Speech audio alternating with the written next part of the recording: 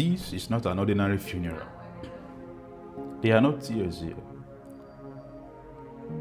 Only echoes. The echoes of what could have been, should have been, if only. We stand gathered not around the coffins of flesh, but the coffin of dreams.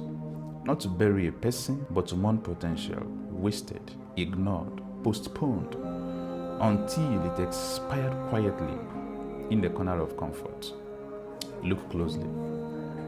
Can you see the unwritten goals, the unpainted canvas, the unspoken ideas, the unstarted businesses, all lying still and all buried in someday?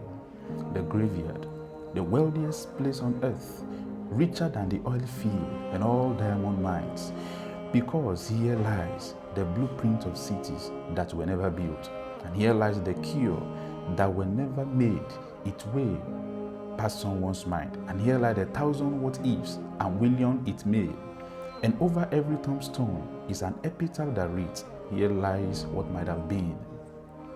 Hear me out. Can't you hear it? The grave hums like a choir of silence. It calls for decline, and yet its melody is heavy, like guilt with nothing to hold down. Their sermons never preached because someone said, I'm not ready. And songs never sung because someone feared the critics. Movement never born because someone was waiting for perfect timing. Let me tell you this, my dear. The grave is special. It doesn't chase. It simply waits until your hesitation hands it everything.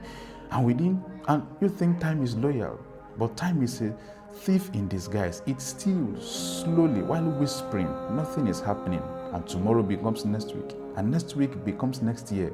And next year becomes never. And then one day, your heart beats slower. And the ground opens wider. And all that could have been in you finds a home beneath you. So before you join this silent congregation, why not ask yourself, what dreams are you stirring? What gifts have you buried alive? What greatness have you placed on pause, waiting for a perfect season that may never come? Because one day, the preacher won't call your name for a program. The preacher will call your name for a burial. But then, when that time comes, let your coffin be light because you die empty of unspoken idea, empty of regret, because you poured it all out. Do not die with your fire still in your chest. Don't let your fear write your eulogy. Do not let your insecurity be your undertaker. Let your life be loud enough that even death applauds your effort. So rise now, my dear, before they lower you later. Speak, even if your voice shakes. Build, even if your hands tremble. Start, even if you stumble, because progress in motion will always beat perfection in theory. Life is not waiting for you to be ready. It's waiting for you to begin, because the world doesn't need another talented ghost, another buried brilliance, another unfulfilled destiny. The grave has swallowed enough kings.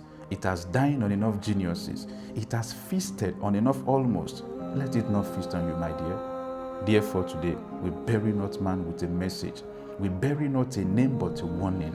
Because the richest soil shouldn't be beneath our feet. It should be inside us, alive, growing, producing and becoming.